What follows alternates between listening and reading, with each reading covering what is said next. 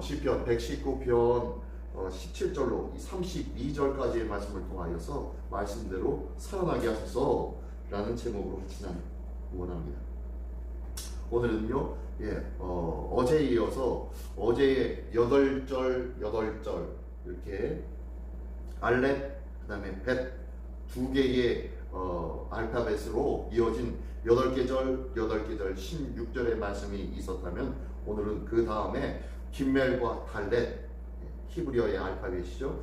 김멜과 달렛에 대한 달렛으로부터 시작되어지는 단어 8개부터 시작되어지는 식구가 오늘 말씀입니다. 오늘 첫 번째 17절부터 24절까지의 말씀에서는요, 고난과 그 고난으로 말미암은 약속의 말씀을 해주고 있습니다.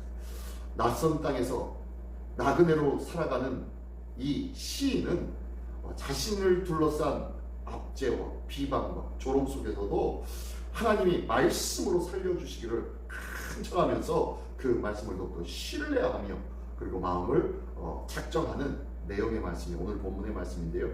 먼저 이 17절부터 24절까지의 말씀 속에는 고난을 당하는 삶, 그리고 그 가운데서 약속받는 하나님의 언약을 말씀해주고 있습니다. 보니까요, 17절에 주의 종을 후대하여 살게 하소서, 그리하시면 주의 말씀을 지키리이다 라고 하면서 나를 좀 살게 해주십시오 라고 말씀합니다. 그만큼 어렵고 힘들었어요. 그만큼 절망과 좌절의 일들로 깝깝한 삶을 살았던 이 시인의 고백입니다. 이 시인이 18절에 뭐라고 얘기하면요, 내 눈을 열어 주의 율법에서 놀라운 것을 보게 하소서 라고 합니다. 다시 한번요. 내 17절에 내 주의 종을 후대하여 살게 해주십시오, 그리하시면 주의 말씀을 지키리다 라고 하면서 말씀을 향하여 붙잡습니다. 어렵고 힘든 가운데 하나님께서 나를 살려주십시오. 그러면 내가 어디로 달려가겠다고요? 말씀으로 달려갑니다. 당시 유대인들에게는요, 이 말씀이 얼마만큼 중요하다는 것을 그들은 알고 있었어요. 그래서 이 말씀대로 지켜 살아가는 삶이 그들의 삶의 가장 첫 번째였어요. 성경에 창세기, 출애굽기, 레위기, 민수기, 신명기, 모세오경을 통하여서 말씀해 주신 그 모든 말씀에 중심된 내용이 뭡니까? 나의 모든 율법과 법례들을 다 지켜 행하라. 그리하면 형통하리라. 내가 너와 함께 하겠다. 내가 너를 도와주겠다. 내가 너에게 힘이 되어주겠다. 내가 너의 산성이 되어주겠다 라고 말씀하시는 거예요. 이 말씀을 통하여서 이 시편 기자도 그렇게 고백하는 거예요. 그렇군요.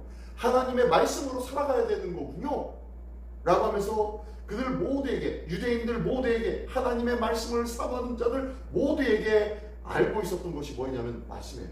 말씀 중심으로 살아가는 삶이 얼마나 중요한지를 알고 있었어요. 그러다 보니까요, 목숨이 까딱까딱 하면서 그 정도로의 어렵고 힘든 고난과 환난의 시간을 지내고 있었던 이 시인은 뭐라고 하냐면, 주님, 저 좀 살려주십시오. 주의 종을 후대하여 살게 좀 해주십시오. 그리하면 어디로 간다고요? 말씀으로 달려가겠습니다. 주의 말씀을 지키리이다 라면서 말씀을 다시 붙잡겠습니다 라고 고백하고 있는 거예요. 그 정도로 말씀이 중요해요. 사실 저도 목사지만 제가 이 말씀을 부여잡은 지도 10년이 채 안 됐어요. 10년 이전, 그 전에는요, 성경 말씀이 이런 거구나, 예수 믿으면 구원받고 예수 믿으면 복받는 거구나, 기도하고 간구하면 하나님이 역사하시는 거구나, 말씀대로 살아가는 거 당연한 거지 라고 하면서 그냥 당연한 것처럼 생각했어요. 근데요, 이 말씀이요, 보면 볼수록 그 말씀 속에 나를 살리는 은혜와 능력이 있어요. 환난과 핍박 속에서도, 고난과 어려움 속에서도 나를 그 수렁에서 끄집어낼 수 있는 힘과 저력이 어디에서 얻느냐? 바로 말씀 속에서 있어요. 어렵고 힘들면 포기하고 하나님이 아니신가 봐, 이 예수님이 아니신가 봐, 다른 신이 또 있는 건 아니야 라는 마음으로 흐트러질 줄 알았는데요, 말씀을 붙잡고 나고 말씀 속에 빠지고 난 뒤에는요, 어렵고 힘들어도요, 더욱더 달려가고 더욱더 붙잡으려고 하는 것이 어떻게 하면 이 수렁에서 빠져나갈 수 있을까? 누가 나를 이 수렁에서 건져낼 수 있을까? 어떤 방법이면 이 모든 부분들을 헤쳐나갈 수 있을까? 라고 하면서 염려하고 궁리하고 돌아보고 있었던 삶이 바뀌어서 어디로 집중되냐면 말씀으로 가요. 말씀은 뭐라고 말씀하고 있어요? 내 삶이 왜 이렇게 되었는지, 말씀에서는 뭐라고 말씀하시는지, 오늘 나에게 하나님은 또한 어떻게 살라고, 어떤 마음을 가지라고 하시는지, 왜 이런 상황을 내게 주셨는지, 내게 무엇을 깨우쳐 알게 해주시는지, 어떻게 하나님께 나가라고 하시는지 그걸 찾게 되더라고요. 그러니까 말씀으로 달려가요. 지금 이 시편 기자도 그렇게 얘기하는 거예요. 힘들고, 오늘 전체적인 내용이요, 25절에 보면은 내 영혼이 진토에 붙어 싸우니 주의 말씀대로 나를 살아나게 하소서 라고 하면서 다시 한번 그렇게 얘기하고 있어요. 25절의 말씀을 보니까 내 영혼이 진토에 붙었다 라는 이 이야기는요, 우리의 육신이 무엇으로 창조되었습니까? 예, 흙으로 창조됐어요. 먼지와 같은 존재, 이 먼지가 뭉쳐지어서 흙이 되어서, 이 진흙이 되어서 그것을 빚어서 만들어서 그 코에 생기를 불어넣은 그런 존재가 우리 아닙니까? 이 진흙과 같은 존재가 바로 우리였습니다. 아주 진흙이라는 것은요, 진토라는 것은요, 무가치한 존재, 사망의 존재, 아무런 생명이 없는, 아무런 별 가치 없는 존재를 가리키고 있어요. 우리의 영혼이 그랬던 존재였다는 거예요. 하나님을 알지 못했던 우리가 그랬던 존재였다는 거예요. 그랬던 존재였는데 이 존재가 다시 살아나니까 이제 뭘 찾느냐면 진정한 가치를 찾는 거예요. 진정한 가치를 부여받은 거예요. 그러니까 어디로 달려갑니까? 그 가치를 부여해 주신 어딘가요? 말씀으로 달려갑니다. 말씀 안에 있을 때 진정한 가치를 찾기 때문입니다.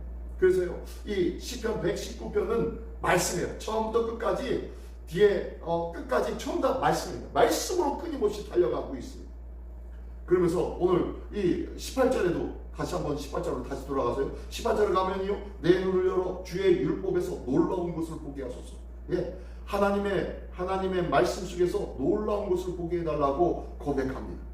놀라운 것이 어떤 겁니까?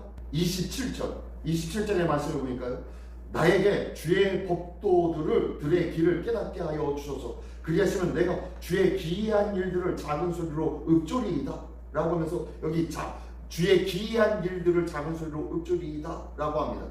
주의 말씀의 법들을 깨달아 알게 해주십시오. 그러면 그 놀라운 일들을 작은 소리로 읊조리겠습니다 라고 했는데, 이 작은 소리로 읊조린다라는 것이 뭐냐면 묵상한다는 얘기예요. 묵상입니다. 묵상의 의미가 작은 소리로 읊조린다라는 의미입니다. 근데요, 그 앞에 기이한 일들을 작은 소리로 읊조린대요. 이 기이한 일들이 뭐냐면 방금 전에 18절에 뭐예요? 주의 율법에서 놀라운 것을 보게 하소서라는 거예요. 이 놀라운 것이 기이한 일들이에요. 그것을 늘 읊조린다고 말씀하고 있는 거예요. 이 고난 속에서 진흙과 같이 빠져있는 그러한 삶 속에서 하나님의 은혜로 채워주시면 내가 놀라운 것을 보게 될 것입니다 라고 말씀하고 있는 거예요. 주의 율법에서, 말씀에서 놀라운 것을 본대요. 하나님의 은혜로, 하나님의 말씀을 볼 때 놀라운 것을 보게 되어주는 역사가 나타나기를 원합니다. 놀라운 것이 뭐냐 보면요, 열왕기하 6장에 보면은 이런 사건이 나옵니다. 아람 군대가 북이스라엘에 대해서 계속 끊임없이 공격하게 되었습니다. 이 아람 국가가 어디냐면 다메섹에 있는, 북왕국의 위쪽에 있는 다메섹의 지역에 머물고 그곳에서 형성되었던 나라였는데, 이 나라가 끊임없이 이 북왕국을 골치 아프게 만들고 공격을 합니다. 공격을 하는데 이 아람 군대에서 어떻게 하냐면 이 북왕국의 그 사마리아 성 그 근처에 곳곳에다가 자기 병사들을 몰래 보내서 그곳에다가 진지를 만들어놔요. 진지를 만들어서 그곳에서 왕이 지나가거나 군사들이 지나가면 그곳을 쳐서 그들을 혼탁하게 게릴라 작전을 펴게 만듭니다. 일종의. 근데요, 이렇게 작전을 펼 때마다 하나님께서 엘리사에게 말씀해 주세요.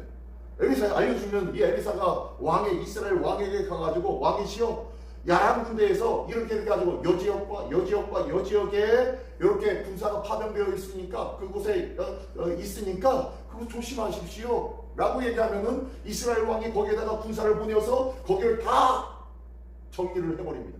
그러니까 이 아람 왕이요, 화가 나는 거예요. 아니 어떻게 몰래 그렇게 게릴라 작전을 해가지고 그렇게 했는데 어떻게 이런 일들이 일어나냐? 왜 내 침실에서 이야기한 그 이야기가 왜 그들의 귀에 들어가게 된 것 아니냐? 이 중에서 누가 간첩이 있느냐? 라고 하면서 막 화를 냅니다. 그랬더니 이 신하들이 그럽니다. 아닙니다. 전혀 그렇지 않습니다. 다만 저희가 듣기로는 이스라엘에는 하나님의 사람이라는 엘리사라는 사람이 있는데 그 사람은 우리가 이야기하는 것을 속속들이 듣는다고 합니다. 하나님이 들려주신다고 합니다. 라고 하면서 그 얘기를 합니다. 그랬더니 이 아람 군대 왕이 뭐라고 하냐면 그러면 군대를 파병시켜. 누구에게? 이 엘리사에게 파병을 시켜가지고 큰 군대를 내가지고 엘리사를 잡아오라고 합니다.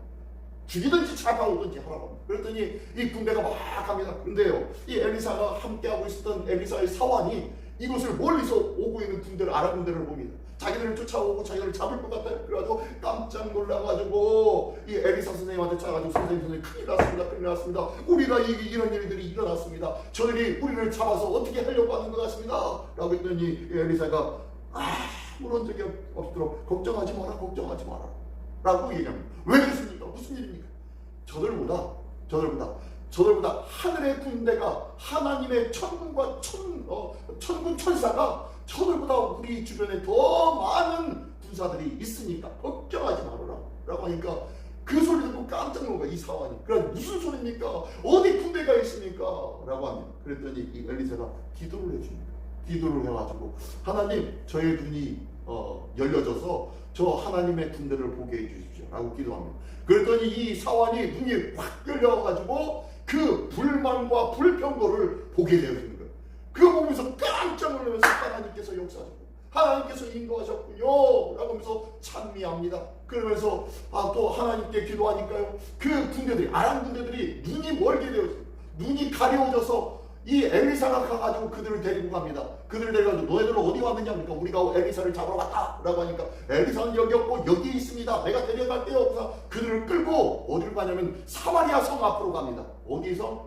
이스라엘의 왕이 있는, 이스라엘 군대가 있는 그 군대 앞으로, 큰 진영 앞으로 그들을 한가운데다가 그 진영 안에 갖다 놓고서 거기다 데려다 놓습니다. 그리고 난 다음에 시간이 지나니까 그들의 눈이 다시 밝아진 거예요. 군사들 눈이. 가만히 눈 떠보니까 여기가 어디예요? 이스라엘 적군 한가운데에 들어가 있는 거예요. 모든 이스라엘 군대들이 자기들을 포위하고 있고 자기들은 이제 죽은 거예요. 끝난 거예요. 그래가지고 큰일 났다. 어떻게 하냐 하면서 죽었다 모든 기병을 다 내려놓고 항복을 합니다. 그러니까 이 이스라엘의 왕이 이 엘리사에게 그럽니다. 엘리사요, 저들을 칠까요? 쳐버릴까요? 두 번씩이나 칠게요. 가가지고 저들을 쳐버리겠습니다. 쳐야 되지 않겠습니까? 아버지여 쳐야 되지 않겠습니까? 하면서 두 번씩이나 그럽니다. 그랬더니 엘리사가 아니요. 그들에게 먹을 것과 마실 것을 주십시오. 그리고 돌려보내십시오. 라고 합니다. 그래가지고 어쩔 수 없이 이 왕이 결국엔 그들에게 먹을 것과 마실 것을 줍니다. 그리고 난 다음에 그들을 돌려보내니까 그들이 아람 군대가 이것을 경험하고 난 다음에 두 번 다시 이스라엘에 침략하지 아니하였다 라고 말씀하고 있는 것이 이 열왕기하 6장에 있는 말씀입니다. 이러면서 여기에서 뭐라고 하냐면요, 이 엘리사가 기도하니까 닫혔던 눈이 활짝 열려지는 거예요. 닫혔던 눈이 활짝 열려지는 것이 바로 말씀을 보고 그 말씀 안에서 놀라운 것을 보게 되어지는 역사예요. 엠마오 마을로 실망과 좌절하며 돌아가던 자에게 예수님이 가가지고 그들에게 묻고 그들과 이야기를 합니다. 그들에게 이야기하면 뭐 때문에 근심하느냐, 뭐 때문에 낭망하느냐 라고 했더니 예루살렘의 이야기를 쭉 얘기합니다. 그랬더니 예루살렘에 있으면서 당신은 왜 그것도 알지 못했습니까? 라고 하면서 제자들이 그럽니다. 그랬더니 왜 그거 가지고 낭망하고 절망하느냐? 하나님의 말씀에 메시아 그리스도는 반드시 고난을 받아야 되고 죽임을 당해야 되고 그래야 다시 살아나실 거고 그래야 참된 우리의 메시아가 되시는 것 아니겠느냐라는 것을 성경에 있는 말씀을 풀어가지고 이야기하고 설명해 줍니다. 그래서 깜짝 놀라면서 그를 모시고 자기 집에 들어가가지고 저녁 먹으려고 할 때에 예수님이 떡을 떼어주시고 그들에게 주니까 그때서야 그들이 깨닫게 되고 눈이 밝아지죠. 떡을 떼어 먹고 난 다음에 그때서야 눈이 밝아져요. 지금까지 말씀을 주었을 때 우리의 마음이 뜨거워지지 아니하느냐 하면서 그들이 놀라고 기뻐하며 예수님께서 우리에게 다시 한번 가르쳐 주셨다라고 하면서 다시 들어가서 부활의 소식을 제자들에게 알려주었습니다. 자, 이게 바로 눈이 열려집니다. 하나님의 말씀이 눈을 열게 해주십니다. 하나님의 말씀이 떡이 되어서, 영의 떡이 되어서 우리의 닫혔던 눈이 활짝 열리게 하여 주실 줄 믿습니다. 하나님의 말씀이 우리를 살리시는 줄 믿습니다.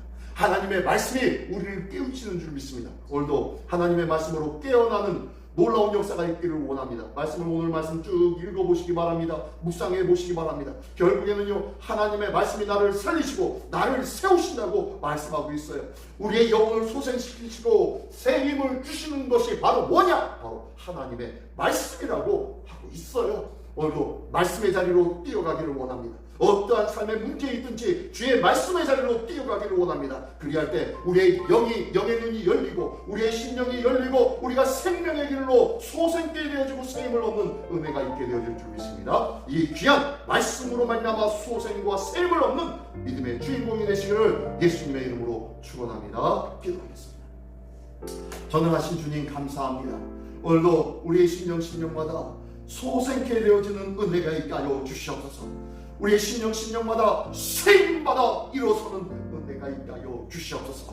우리가 하나님의 말씀으로 말미암아 영혼이 소생되어지고 새 힘을 얻게 되어짐을 경험하는 하나님의 사람으로 오늘도 살아가게 하여 주시옵소서. 이 귀한 은혜가 오늘도 우리에게 있게 하여 주셔서 우리의 눈이 밝아지고 새 힘과 새 능력으로 일어설 수 있도록 인도하여 주시옵소서. 병약한 자마다 하나님의 은혜와 능력으로 새 얻게 하여 주시고 새롭게 강건함을 힘있는 은혜가 각 곳곳 각 처소에 있어질 수 있도록 인도하여 주시옵소서. 하나님의 치유와 새롭게 하신 놀라운 역사가 말씀으로 말미암아 풍성히 나타날 수 있도록 주님 축복하여 주실 줄 믿사오며 사랑하신 예수 그리스도의 이름으로 기도드리옵나이다.